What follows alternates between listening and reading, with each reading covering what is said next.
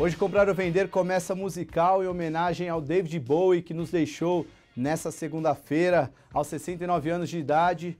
Ele lutou por 18 meses contra um câncer e agora nos deixou, infelizmente, mais uma perda para o rock and roll.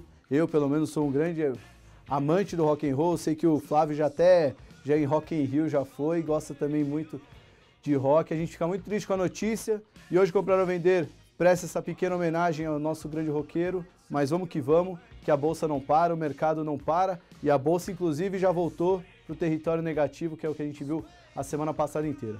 Comprar ou Vender começando, eu sou o Thiago Salomão e tenho aqui comigo Flávio Conde e Pedro Gaudi, analistas da consultoria independente What's Call. Hoje a pauta não vai fugir muito da novidade, né? A gente vai falar um pouco de China e commodities, não tem como não falar de China. Vamos falar do petróleo agora, 33 dólares, e já tem banco falando de petróleo podendo ir a 20 dólares com o risco chinês. Vamos falar de construtoras por causa das novas medidas que o governo quer anunciar. Mais um capítulo da novela Fusão, TIM, Oi e TIM. Mais novidades do FIES, que agora saiu mais notícias sobre inadimplência, o setor educacional sofrendo de novo na Bolsa. E por fim, vamos falar do setor financeiro, de expectativa de resultado do quarto trimestre e inadimplência. Eu ainda queria destacar dois links aqui, eu vou mandar para vocês conforme o programa for rolando. O primeiro é um blog que a gente publicou hoje de por que não devemos comprar bolsa a todo vapor, mesmo com o Ibovespa em dólar estando bem abaixo do fundo de 2008, né? O blog explica bastante, mas basicamente o Ibovespa em reais está na mínima desde março de 2009. Já o Ibovespa em dólar já voltou para os níveis de 2005, ou seja, estamos valendo menos do que valia no fundo da crise de 2008. Mesmo assim, o cenário é completamente diferente e ainda não vale a pena sair comprando com tudo. Há quem diga que comprar aos poucos agora já é um bom momento. Inclusive, o Luiz Stuhlberger, do Verde Asset, é um dos fundos mais vencedores da história da indústria brasileira. Em 2015 ganhou 28%, enquanto o benchmark subiu entre 12% e 13%. E ele já falou hoje que essas quedas começaram a abrir uma oportunidade para comprar algumas ações. Inclusive ele começou a encarteirar. Coincidência ou não, a bolsa começou a cair depois que ele falou isso. A gente sabe que o Stuhlberger é um gênio na arte de operar dólar e DI, mas pelo menos na bolsa. Ano passado ele não teve um desempenho muito bom, foi queda de 1% o portfólio de ações. E agora que ele falou que está começando a enxergar uma oportunidade, talvez com essa queda veja ainda mais motivos para comprar a bolsa. Bom, primeiramente, Pedro, feliz ano novo, né? Já é o primeiro programa do Pedro. Todos vocês. O Flávio já estava aqui na semana passada, queria saber o que vocês querem começar da pauta. Será que ainda é melhor falar de China? Sim, pode seguir aí. Seguir o script como tá, né? Bom, China, para quem viu semana passada, foi um pandemônio, né? A gente viu o mercado circuit break, um monte de coisa acontecendo na China. Hoje mesmo, o mercado chinês fechou com queda de 5%, parecia que não ia assustar as outras bolsas. Lá na Ásia tudo caiu, aqui parecia que ia ficar em alta. Mas o grande medo do mercado hoje é não saber o que o controlador vai fazer, o que ele vai mudar nas regras do jogo, né? O que o efeito China pode trazer ainda para o mercado? Pedro Gaudi, Flávio Conde, por favor. Não, você tudo. Então, tranquilo. O que a gente tem, lá na China, o governo instalou o Circuit Breaker, né? Que era uma ferramenta nova para eles, logo de cara já por 2 vezes atingiu, né? Sendo que a segunda vez, na primeira meia hora do pregão, bateu 7%. Logicamente, isso cria todo um pânico no mercado, afeta o preço de commodities. A gente continua vendo aí os metais em queda, o preço do petróleo, depois o Flávio fala, tudo mais. Preço de minério já abaixo de 42 dólares de novo. E, logicamente, para nós, Brasil, que somos fornecedores de commodities, né? E os principais papéis, queira ou não queira, estão relacionados a isso, gera esse desconforto com o Ibovespa caindo quase 7% na primeira semana do ano. E hoje abriu assim, a China caiu, o Xangai caiu um pouco mais de 5%, o Japão não operou, as outras bolsas todas no vermelho, na Ásia, ali na Austrália. A Europa abriu negativa, mas conseguiu recuperar, e aí depois de tanto tombo, seria mais uma tentativa de um ajuste técnico que também não suportou. A mesma coisa nos Estados Unidos e a mesma coisa por aqui. O dólar abriu aqui em ligeira queda e nesse ambiente de volatilidade reverteu também. Então esse é o cenário que a gente está vivendo nesse começo de ano, um cenário de muita volatilidade, todo mundo de olho em China. Os Estados Unidos não traz surpresa, os indicadores estão vindo bons, né? Semana passada saíram os dados do mercado de trabalho bem superior ao esperado. E aí, hoje tem mais 2 membros do Fed falando, que só vai reforçar a visão de que vão ter os aumentos aí gradativos, falam o pessoal do Fed em 4 aumentos esse ano, então não traz surpresa. Então a surpresa fica por conta dos emergentes, né, que é justamente o Brasil, que está nesse estado que a gente está vendo, a Rússia também que está afundando, Índia vivendo o mundo à parte dela e a China, que é o grande fator de risco para os mercados, né, o mercado financeiro global. Tem gente até comentando que não é só o mercado financeiro que está de olho na China, né? O mercado futebolístico, que a China está acabando com o Corinthians aqui, falaram que estão fechando a torneira para o mercado, mas estão enchendo o carrinho de jogador, pagando 1,5 milhão por mês, que é a grande debandada de jogadores, não só do Corinthians, como alguns times que estão indo para o futebol chinês, né? Mas falando de economia, eu queria fazer uma pergunta direta e reto, Gaudi. Quando a gente fala de China, a gente fala de Vale, a gente fala de minério. Qual é o risco, qual o pior cenário para o minério, tendo em vista uma quebra no mercado da China, a gente sabe que a China em si não vai quebrar, né? Mas uma crise sistêmica no mercado chinês, para onde o minério pode ir, a Vale? Então, na verdade, assim, a gente tem dito aqui que a Vale está no pior dos momentos, né? O pior momento da história dela e não vai mudar esse ano, vai ser isso mesmo, né? O preço do minério de ferro, tem gente até acompanhando, porque já que o preço do minério acompanha muito petróleo, já tem gente falando que petróleo é 20, já tem gente falando que minério é 20. Eu ainda volto a dizer que se o custo de produção é 30, se o custo de entrega, de produção e entrega na China é 30, não pode custar 20, né? Então, a não ser que realmente acabe o mercado, né? Então não é essa a visão, mas vai continuar pressionado.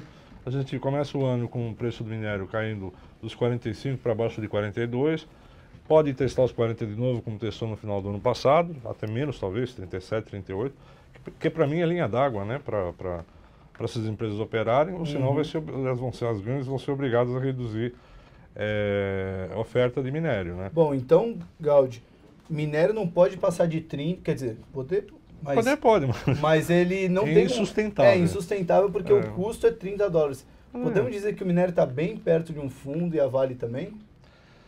Eu diria assim, a gente vai ter um ano difícil para a Vale em termos de resultados, em termos de preço de minério. Eu não posso afirmar que chegou no fundo do poço, mas eu diria para ti que conforme o preço do minério encostar nos 40, 38, 39, ele vai voltar para os 40, 45, onde vai dar um respiro. Então a gente pode esperar para a Vale esse ano esse movimento de altos e baixos em função desse fator que é o principal fator para ela. De Samarco, só para completar do Vale, né? A Samarco está entregando a última lote de pelotas esse ano, que ela tinha de estoques, né? Já está começando um movimento no mundo de compradores buscando outros fornecedores, né? No mundo a produção é restrita, é 130 milhões de toneladas. 30 milhões sai porque a Samarco parou, sai fora. Então você tem alguns clientes, inclusive siderúrgicas, né? ArcelorMittal e outros mineradores que não têm produção, como a Rio Tinto, buscando oferta e buscando no Canadá.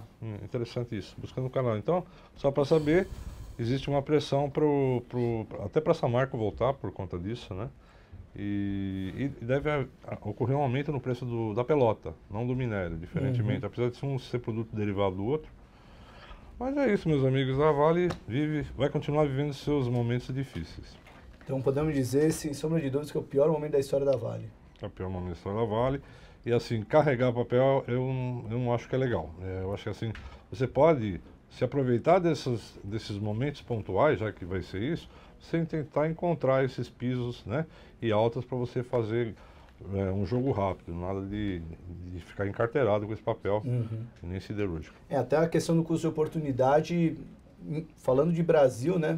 Um lugar onde a taxa de juros está 14%, podendo chegar até 16% em algumas projeções de economista, o custo de oportunidade acaba sendo muito mais caro do que em outros mercados, né, Cláudio? Porque por mais que a Vale se recupere, talvez a demora dessa recuperação pode acabar não compensando os ganhos de renda fixa.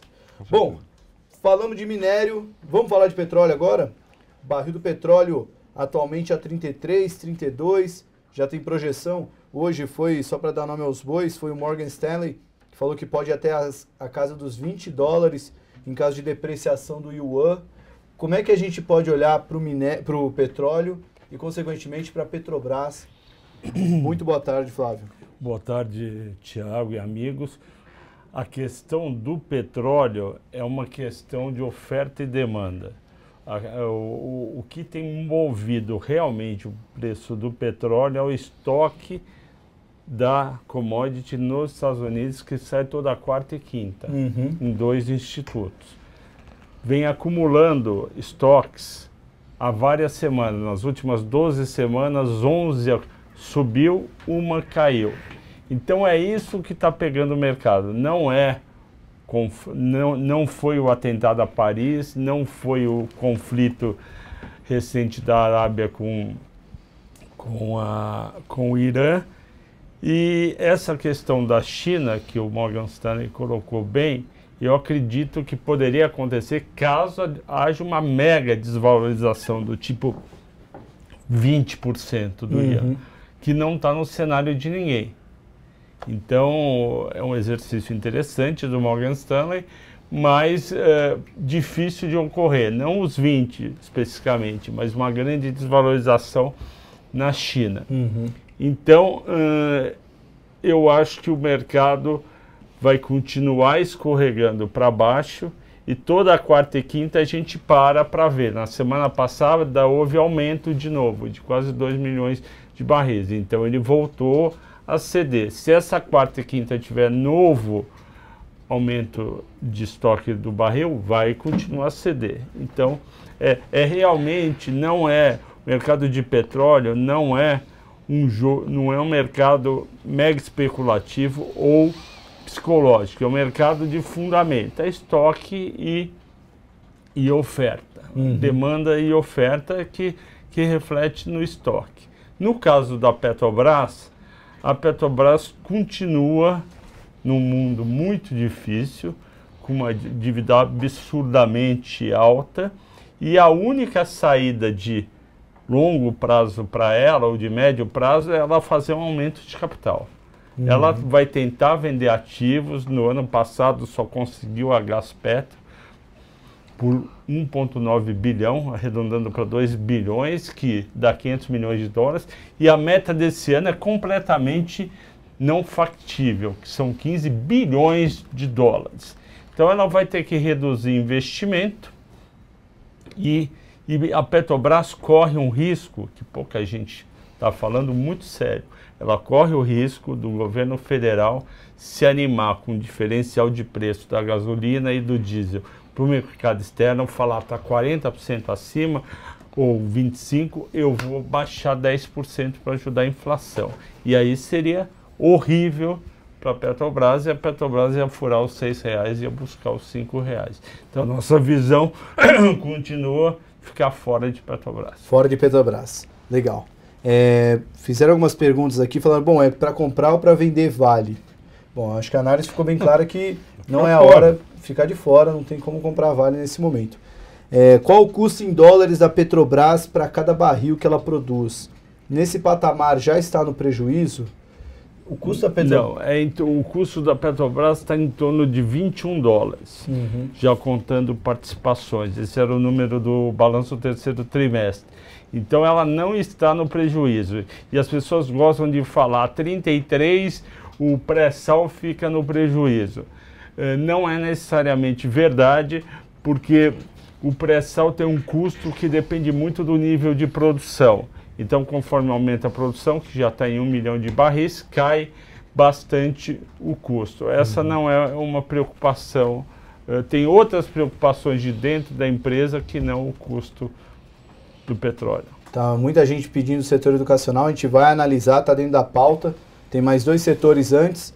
Um até fez um comentário legal. Conde, como administrar uma dívida de 500 bilhões com ativos valendo 100 bilhões, né? Exatamente. Realmente é bem essa pergunta que a Petrobras precisa responder para o mercado. Mas só fazer uma correçãozinha, na verdade não é os ativos que valem 100 bilhões, é o valor total das ações. O valor de mercado da empresa. De mercado, que é diferente dos ativos.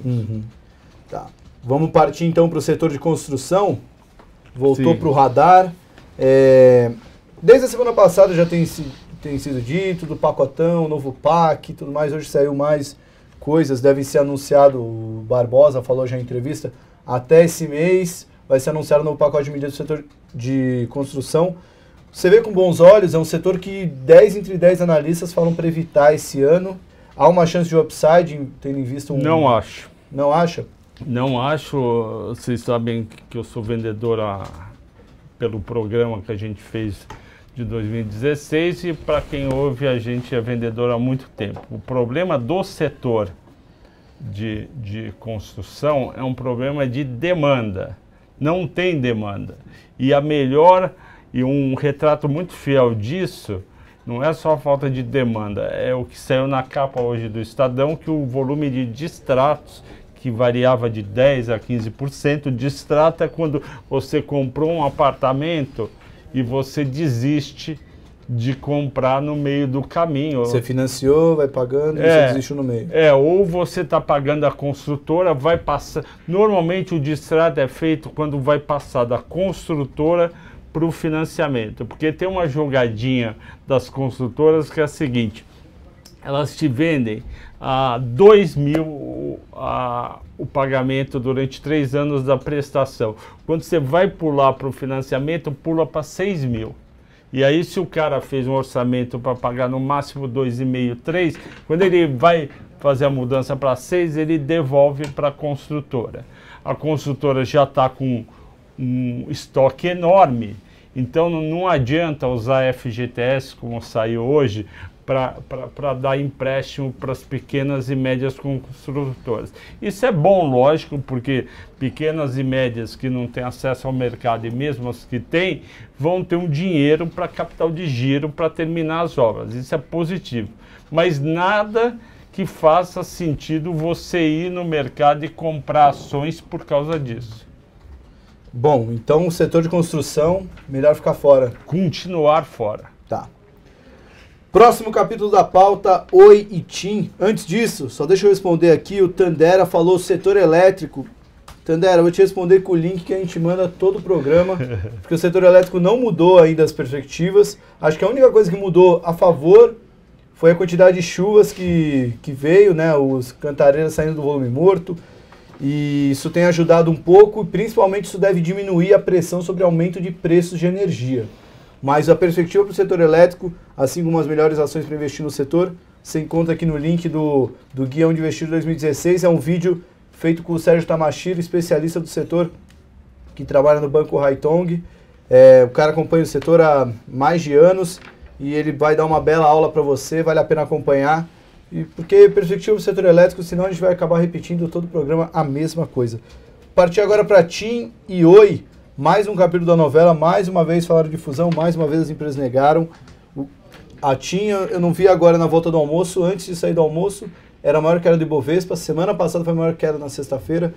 O que esses dois ativos podem sofrer ainda ou podem ganhar com esse rebuliço de notícias? Então, a TIM, o problema não é a TIM, tá dando para ouvir? Não tá dando para ouvir. O problema é a Oi. A Oi tem uma dívida líquida de 37 bilhões. É uma dívida, se você pegar o caso da Petrobras, é parecida, é impagável. Ela está tentando fundir com alguém, ela tem bons ativos operacionais, mas tem uma dívida muito grande. Então, ou essa dívida fica com uma parte com os controladores, ou é feito aumento de capital. É muito difícil. Eu não acredito, lógico que pode acontecer, mas eu não acredito que a TIM vá no final juntar com a Oi. Essa conversa está rolando há 2, 3 anos, provavelmente, eu não tenho nenhuma informação confidencial, provavelmente o problema é a dívida e a chance de acontecer é muito pequena. E as ações, por que as ações variam tanto? Porque a Oi já está lá embaixo, vale centavos. Agora agrupou, né? Agrupou, tá certo, mas ainda a alma ainda é de centavos. Exatamente. Né? Se você pensar que ela valia R$7, se você fizer proporcionalmente, ela deve valer uns 10, 20 centavos. E no caso da TIM, ela cai, lógico, é uma empresa com uma dívida muito baixa, acho que é 2 ou 3 bilhões. Supondo que ela fosse fundir e juntar com 37 bilhões, se tornaria uma empresa muito pouco atrativa. Tá, muito bom. Vamos partir agora para o setor educacional, que estava sendo tão pedido aí. Bom, 2015 foi um ano muito ruim para o setor. 2016 parecia que ia ser aquele ano, vamos sobreviver sem o FIES, mas começaram a vir cada vez mais más notícias sobre o FIES. Agora, até o número de inadimplentes dentro do FIES tem preocupado e derrubado as ações do setor. O que esperar de Kroton, Estácio, Ânima e Ser para as próximas semanas? Continuar fora. A gente fala isso desde o começo do ano passado, quando o FIES mudou as regras e quando o governo ia focar a parte fiscal.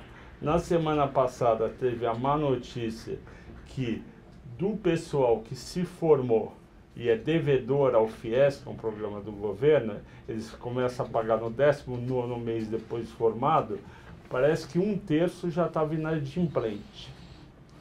Então, que conta que o mercado fez? Se o governo está perdendo dinheiro para receber de volta o FIES, provavelmente ele vai acabar cortando a parcela do FIES para os próximos anos devido a essa inadimplência para compensar. Então, cada vez fica mais complicado.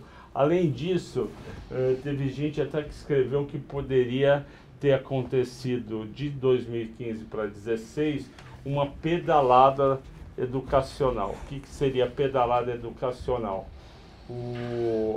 Parece que o governo está devendo, o FIES entrou o ano devendo para as empresas recursos do FIES e falou que vai pagar 60% parcelado. Mais uma notícia negativa. Se essas empresas educacionais ficam com menos dinheiro do FIES ou recebem meses depois, ela gasta mais de capital de giro porque as suas contas vão vencendo. Então, realmente, pessoal, fiquem fora do setor. Eu acho que você que é investidor pessoa física, você é diferente do institucional. Você não segue um benchmark, você não tem obrigação de ter ações nem de educação, nem de construtora, então fica fora. Bom, então por enquanto o programa foi fora de Petrobras, fora de Vale, fora de construtoras, fora de TIM Oi, fora de educacionais. Vamos ver se o último setor a gente vai dar uma compra. Se não é melhor a gente dar uma garimpada aqui para não terminar Senão o programa, em vez de chamar comprar ou vender, vai chamar vender. Vender ou vender, né? Bom, o último setor é o setor financeiro. Acredito que deve ter alguma ação aí que vocês devem estar gostando ou não. Já estão até pedindo aqui para dar uma olhada em Itaúsa. Itaúsa nada mais é do que o Itaú com algumas ações do setor elétrico. Acho que é CPFL, se eu não me engano. Mas a carteira de Itaúsa praticamente reflete o Itaú. É uma boa vantagem para quem é um investidor com menor poder aquisitivo, né? Itaúsa, o preço de face da ação está abaixo de R$10, Itaú já está na faixa dos R$20, fica um pouquinho mais caro. Mas vamos falar do setor financeiro. Vamos lá. Expectativa de que esse ano a gente tenha queda no lucro dos bancos pela primeira vez em décadas. Inadimplência deve continuar sendo uma pedra no sapato, embora esse setor consiga se blindar da alta dos juros, tudo isso deve atrapalhar um pouquinho. Como é que vocês estão olhando para Itaú, Bradesco e Banco do Brasil, principalmente, que tem um adendo, né, de todo esse interesse do governo em ajudar as construtoras, pode acabar usando o BB como instrumento, né? Vamos começar falando de banco público, né? Banco privado de grande porte e da parte de seguradoras, né? Legal.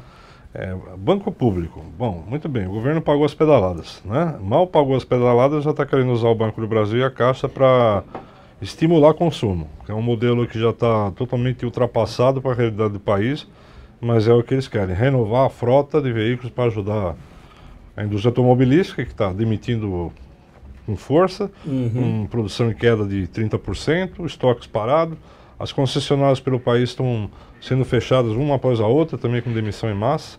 No passado foram mais de 1.500 concessionárias, 1.300 concessionárias, se não me falha a memória, e para esse ano estão a expectativa entre 1.500 e 1.600, e muito mais gente embora. Quer dizer, por quê? Não tem demanda, né? Não tem demanda. A população está endividada, o desemprego está aumentando, ninguém se atreve a querer criar uma dívida nova nesse momento e o governo quer fazer isso. Então, logicamente, banco público, a Caixa não é aberta, o Banco do Brasil é aberto, então o Banco do Brasil vai ficar com uma pedra no sapato que eu diria que é maior que o pé dela, né? Vai continuar sendo o patinho feio do mercado, né? E aí eu acho que vale, de repente, a criatividade para um long short, né? Você ficar vendido em Banco do Brasil e comprar banco privado. Aquele, por exemplo, o Itaú. A gente não mudou nas cabeças em relação ao Itaú. É claro, é evidente que na imprensa vai aumentar já está aumentando, a sinalização é essa, que consequentemente os lucros dos bancos eles vão retrair um pouco, né? O que a gente viu no terceiro trimestre do Banco Itaú em termos de provisão, até que não foi uma mudança muito dramática, né? E o ROI, o retorno do patrimônio, também não, mas a gente imagina que isso comece a piorar, né? Comece a piorar já no quarto trimestre. Ainda assim serão números fantásticos, né? Uma empresa que dá uma instituição que dá um retorno como dava 24, 25, pô, em 4 anos você virava um banco novo. Se você tiver um retorno de 20, 22, ainda assim é um dos maiores retornos aí entre os setores. Mas só que vai ter que ser muito cuidadoso com o que você vai ter na sua carteira, tá? Eu acho que Itaú continua sendo a nossa preferência no setor privado. Banco público ficar fora. E a gente começa a ver, por conta das chuvas, né, na parte de seguradora, algumas casas rebaixando Porto Seguro, né, porque vai dar muito sinistro. O que falam, eu acho que o Bradesco fez um relatório semana passada disso. Também o Bradesco. Sul América e Porto Seguro são as duas seguradoras da Bolsa, mas Sul América é mais para saúde e Porto Seguro é mais carros. Como choveu muito, aumentou o sinistro, deve aumentar o distanciamento de Porto Seguro momento, para né? Sul América. Então pode ser um momento que esses papéis fiquem impressionados. São boas empresas, a gente gosta das duas, mas o momento indica que o setor está sujeito a chuvas e trovoadas. E agora bancos. Essa volta da chuva pode ter sido bom para a Sabesp, para muita gente estava sem água, mas para as ações do Porto Seguro não tem jeito, né? Quando não está ganhando, está perdendo, para tudo na vida. Eu vou quebrar, tudo é venda. Eu vou manter compra para Itaú. Eu acho que Itaú é um papel muito bom para você carregar na carteira. E para a Carol que perguntou de Itaúsa, também vale a mesma coisa? Só completando, é Duratex e Itaú, né? Então, Duratex, se você tiver Itaúsa, você tem Itaú, né? Que é o principal formador de resultado dela. Então, eu prefiro ter Itaú, mas Itaúsa é um excelente papel também, né?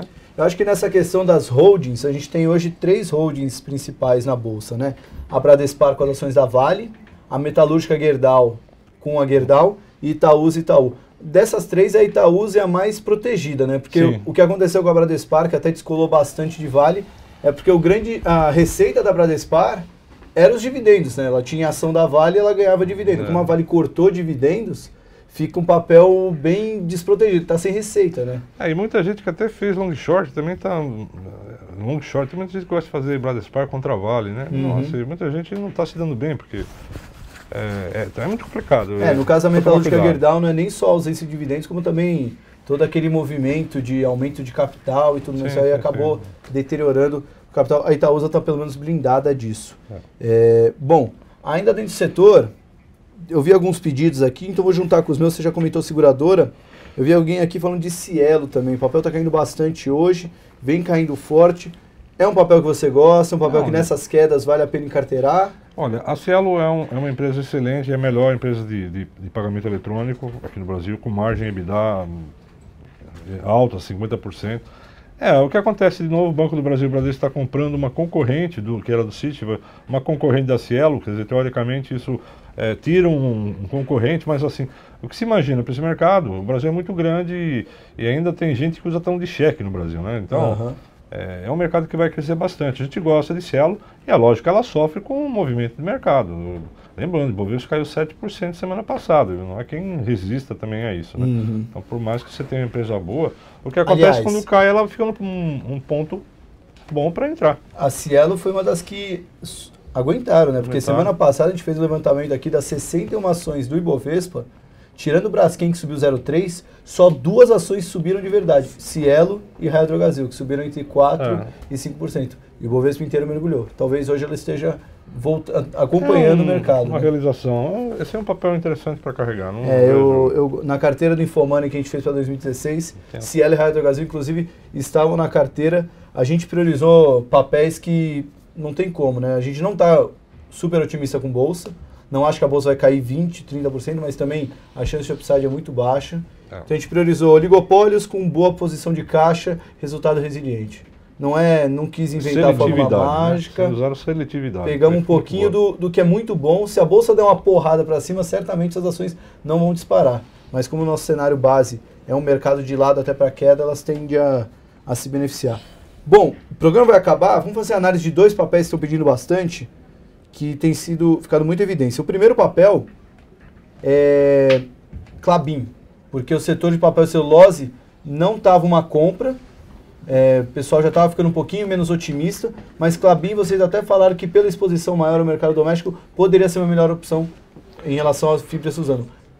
Tem caído um pouco, acho que do metade de dezembro para cá já tem caído bem.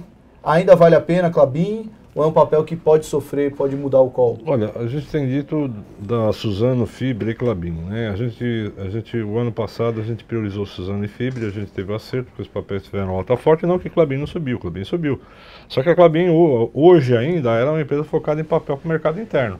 E a economia está tendo uma situação complicada.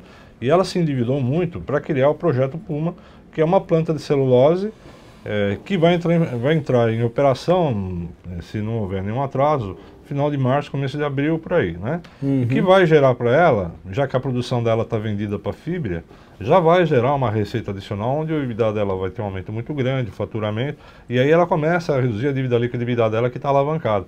Então, assim, eu acho que isso vai chamar muita atenção.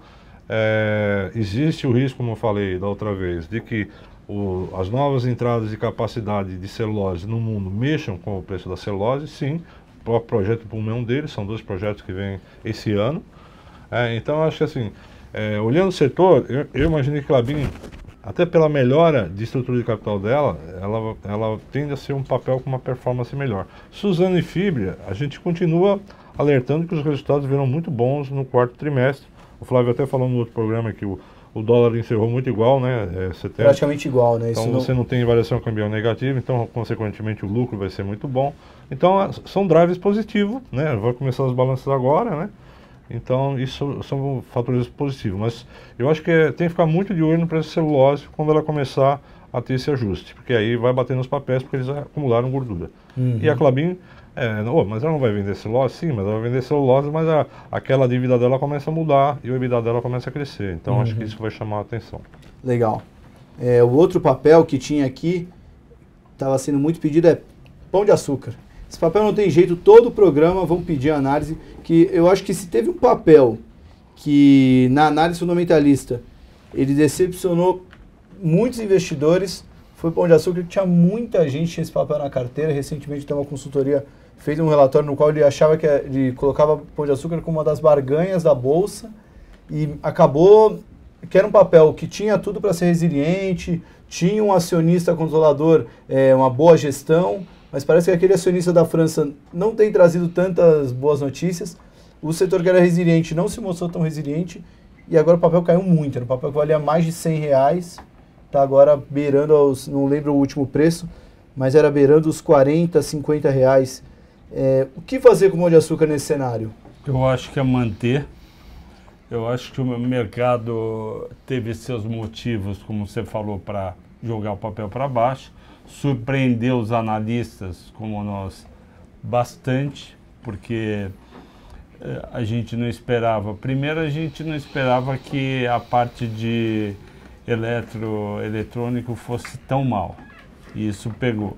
Segundo, o desemprego começou a pegar as vendas de supermercados.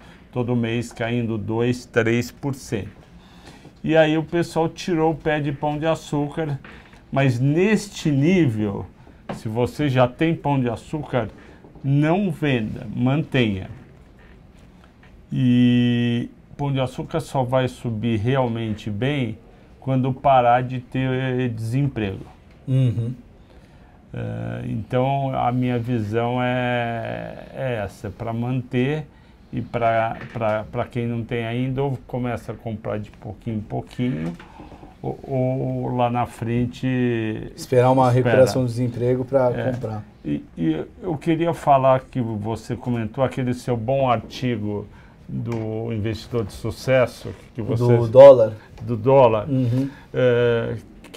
Conta para o pessoal, aí eu comento. Eu comentei no começo do programa, eu até mandei o link do blog, para mostrar o gráfico de Bovespa em dólar, mostrando como ele está barato para o estrangeiro, e o estrangeiro não pode negligenciar porque é mais a metade do volume negociado na Bovespa, mas mesmo assim a bolsa em dólar, no fundo da crise de 2008, estava 12.700 pontos, 12.270 pontos, e agora está 10.000 pontos, está bem abaixo do fundo de 2008, mas mesmo assim não há motivo para sair comprando aos baldes, né? A gente conversou com vários analistas. Os argumentos principais são 2008 era diferente de agora, principalmente preço de commodity, situação fiscal brasileira. Taxa de juros está muito alto, que tira a atratividade de qualquer custo de oportunidade na Bolsa. E tem que ser seletivo, né? Tem que buscar algumas ações de qualidade mesmo, não adianta sair comprando com tudo. O próprio Stuhlberger hoje no Fundo Verde acabou dando essa letra. Para agora é uma boa hora nessas quedas da Bolsa para comprar ações de qualidade. Não é comprar Ibovespa, não é, porque hoje, por mais que o Ibovespa tenha muito setor financeiro, tem ainda Vale, tem ainda Siderúrgica, tem ainda Petro, que são papéis que hoje não é muito fácil acreditar num futuro muito bom para elas. E, bom, o blog falava basicamente disso. Então, só complementando um pouco, bem pouco, já que você falou tudo, o que acontece? Eu vi gente escrever, olha, passou o fundo, que foi 12 mil, 10 mil, e 10 mil está muito barato. Eu gostaria de falar para vocês que eu não acredito que nenhuma ação ou índice tenha um fundo. Cada situação determina um preço. Uhum. Então não dá para falar, olha, passou de 12, está 10, então é para comprar. O mercado vai continuar a andar olhando a China. A China a gente convidou, vem semana que vem, o professor Roberto Dumas, que já deu entrevista para vocês, que é do INSPER. Deu uma, inclusive, semana passada. Semana passada ele tem um livro de economia chinesa, eu convidei ele para vir hoje, mas ele estava viajando a trabalho, ele vem na semana que vem. Ele vai contar para vocês sobre economia. Ótima notícia, hein? Isso aí vai ser muito legal. O cara entende muito de economia. Quem teve aula com ele nas pós-graduações fala que a aula dele é espetacular. Campeã. O pessoal adora ele. A aula já era boa. Ele morou 5 anos na China. Então, o que ele fala de China não é chute. Ele morou lá. Ele viu você escolher o peixe vivo na sua frente. Ele viu o marido bater em mulher no restaurante. A esposa dele queria subir, impedir, não podia. Ele vem para ajudar, mas eu queria falar um pouco de China também. A nossa visão de bolsa é que ela ainda pode cair mais. Uhum. Ela ainda pode cair mais. E o motivo é esses fundamentos negativos. Minério de ferro, como o Pedro colocou muito bem, petróleo também pode cair. O governo é completamente diferente, como você falou, da situação de 2007 e 2008. Em 2008 a gente tinha ganho o grau de investimento em março, abril de 2008, quer dizer, a gente estava subindo em risco, ou seja, melhorando em risco, e hoje a gente está em queda livre. Então, 10 mil, 9 mil, não é isso que vai fazer ela parar de cair, não é isso que vai te levar a comprar.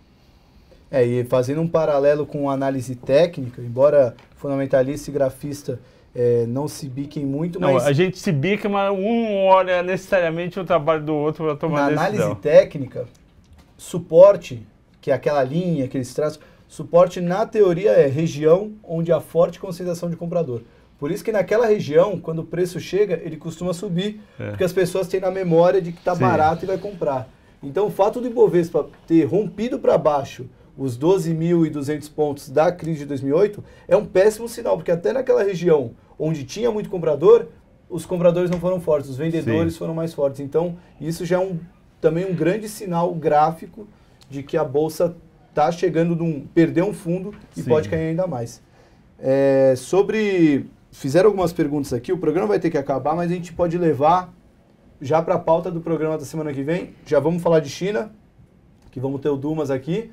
Então a gente pode falar quais são as ações de qualidade da Bolsa, porque estão perguntando aqui, eu vou citar algumas aqui, a gente pode citar, mas na semana que vem a gente explica melhor cada uma delas. A gente já falou de Itaú, a gente já falou de Cielo, a gente colocou seguradoras aqui também. Raia Drogasil. É uma ação que subiu muito, mas ainda assim é uma ação de qualidade. Eu gosto muito da Ultrapar também. Ambev é aquele papel que talvez não ande tanto, mas também não é um papel que vai cair 20%, 30% junto com a Bolsa. Enfim, acho que esses são alguns papéis de qualidade. a Bolsa Brasileira, infelizmente, não traz muitas alternativas. A gente gosta também de Brasil Foods, a gente falou... BRF, a gente falou naquele programa no último do ano. Tem uma outra que a gente gosta no setor financeiro, que perde um pouco menos, que é CETIP, e ainda tem a chance... Semana que vem é a reunião da Bovespa. Então eles podem definir se vão aumentar o preço da OPA ou não, que eu acho que eles têm que aumentar, porque não... Para a Bovespa ela só tem a ganhar com isso. Para a CETIP eu não preciso da Bovespa para continuar andando. Mas, enfim, são alguns papéis que a gente considera de qualidade. A gente pode trazer uma lista mais detalhada na semana que vem, explicando cada um deles. Mas esses são aquela receita, aquela lição de casa. O Barsi faz isso a vida inteira. Investidores de longo prazo acabam fazendo isso. É buscar papéis de empresas que têm uma posição consolidada no setor que atuam, tem uma boa gestão. Uma boa gestão até eu brinco, empresa quanto menos notícia tem dela, melhor, né? Você pega uma Raia Drogasil, não saiu uma notícia dela do setor e foi a ação que mais subiu no Ibovespa. Dívida baixa. Dívida negativa, né? Ou até negativa. Que tem caixa líquido positivo, que resultados resilientes, não é aquela empresa que subiu 80% a receita, depois caiu 20%, é aquela que consegue crescer em média, né? Quem olhar balanço de empresa ou demonstrativo de resultado, é legal, eu gosto de ver o indicador o CAGR, né, que mostra o crescimento médio ao ano dos últimos X anos. Isso vai mostrar quanto tem crescido em média a receita, EBITDA, principalmente EBITDA, né, que é a geração de lucro. Uma coisa que eu acho muito importante todo mundo olhar também, o terceiro trimestre do ano passado, que a gente tem resultados, já era um trimestre com recessão. Então, olhar quem do segundo para o terceiro manteve vendas lá razoavelmente. Porque por exemplo, Magazine Luiza bombou de vender nos últimos 5 anos, mas se você pegar agora, afundou. Então, olhar bem esse momento, quem é resiliente mesmo na crise. E querendo ou não, em momento de crise, uma empresa sem dívida acaba sendo, pode não ser a empresa que vai bombar, mas acaba sendo a grande queridinha, né? Porque a gente está vivendo um momento de incerteza, tanto no consumo quanto na produção. Quanto menos dívida essa empresa tiver que pagar, melhor para ela traçar o futuro, para até se recuperar numa reviravolta da economia. Bom, mas já está dada a pauta da semana que vem. A gente vai falar de empresas de qualidade. Vai ter o Dumas aqui para dar uma aula de China, então o programa vai ter que ser até um pouquinho mais longo, porque... já separa aí uns vai ter 10, muito pano para manga a mais para gente. Bom, gostaria de agradecer, vou até falar aqui, Thiago, se colocarmos 3 quesitos, resiliente, qualidade, múltiplos atraentes, quais empresas a dupla sugere? Garimpa aí. Pode ser uma boa ideia para a semana que vem. Eu já vou ser bem... Vocês podem até olhar por múltiplos. Acho que vai ser a lição de casa de cada um. Mas se for olhar só por múltiplo no Brasil... É difícil. Você não vai comprar muita coisa, não. Se for olhar por múltiplo, você vai acabar comprando o que vem caindo há muito tempo. Sim. O Brasil é uma terra onde, infelizmente, no mercado de ações, a gente ganha comprando o que está caro e vendendo o que está barato. O que está aparentemente caro. Quando eu digo caro é pelos múltiplos, porque se olhar por múltiplo, uma ação que reflete muito bem isso, Gerdau. Se você conversar com qualquer analista que acompanha o setor siderúrgico, tá mal, se for escolher uma é Gerdau. Eu ouço isso desde 2010, 2011, e é um dos papéis que mais caiu na bolsa desde então. Até brinquei que em um mês, Santander e Itaú rebaixaram a recomendação de Gerdau. Falei, olha, agora eu tô com medo do setor, porque se até os bancos estão mandando não comprar Gerdau, é sinal de que caiu muito mesmo, né? Mas Gerdau, ano passado, caiu mais de 80%, e nessa primeira semana do ano já caiu entre 15% e 20%, Gerdau e a metalúrgica Gerdau. Por múltiplo, é muito perigoso. Só olhar, tá barato e compra, porque tem muita coisa que tá barato, mas na verdade pode cair ainda mais, né? Vamos ver se tem mais algum comentário pra gente acrescentar aqui. Petróleo caindo mais que 5 hoje, corram para as montanhas, realmente tá complicado com esse petróleo aí. Vamos ver, obrigado, Thiago. Alguns palavrões aqui intraduzíveis. Não, só aproveitar esse negócio. Todo mundo recomenda Gerdau desde 2010. Realmente que Gerdau, querendo ou não, tinha os fundamentos favoráveis, né? Tinha uma boa gestão, exposição aos Estados Unidos, que acaba diversificando, dívida baixa, mas acabou não dando certo. Só pegando um gancho aí que você falou, petróleo caindo 5%, o Brasil perdeu uma grande chance de vender um monte de área de pré-sal quando estava acima de 100. Ficaram enrolando o conteúdo nacional, a Petrobras precisa ser sócia no mínimo com 30%. O Brasil perdeu um grande momento. Agora, se for tentar vender pré-sal, o preço vai ser bem diferente. Vai ser salgado. Vai ser pré-salgado mesmo. Acho que quem vendeu bem o petróleo foi o Ike, né? Você aí fez o IPO da OGX lá em cima, acabou se dando bem com isso. Infelizmente, o Brasil acabou não fazendo escolhas tão certas nos últimos anos, estamos colhendo isso esse ano. Até por isso que esse ano está com tanta cara de 2015 ainda, né? Queria, no finalzinho, semana que vem eu vou falar de novo, está entrando em cartaz talvez o melhor filme sobre a crise de 2008. Verdade. Que é chamado The Big Short em inglês, em português acho que é A Grande Aposta. A Grande Aposta. E quando você passa e olha assim, você fala que a Grande Aposta deve ser alguma coisa de poker, de roubo, não. É sobre um grupo de investidores que vendeu maciçamente ações de banco em 2008 nos Estados Unidos e ganhou muito dinheiro com isso. A gente fez a resenha aqui, até o Rodrigo, que é o repórter que fez a resenha, ele é cinéfilo, inclusive ele assistiu esse filme no final do ano passado. Ele já tinha conseguido. Ele falou que é bom. Ele falou que esse é o filme que Lobo de Wall Street não conseguiu ser. Porque Lobo de Wall Street é muito bom, mas muito mais pela atuação hollywoodiana dos atores. Ele é muito... Esse filme realmente conta uma história e ensina tanto o investidor que acompanha o mercado, como aquele que não acompanha com tanto afinco. Realmente é um filme muito bom e que você vai aprender sobre a história, acho que um dos momentos mais marcantes. E tem aquele outro da Lehman que saiu junto com o Lobo de Wall Street, né, que o cara pula no trem do metrô. Esse eu achei mais pé no chão. Eu acho que é um documentário, vale a pena ver, é o Too Big to Fail. É o Too Big to Fail. É esse? Eu acho melhor do que o Lobo de Wall Street. Mesmo, vale muito a pena para quem tiver curiosidade de assistir.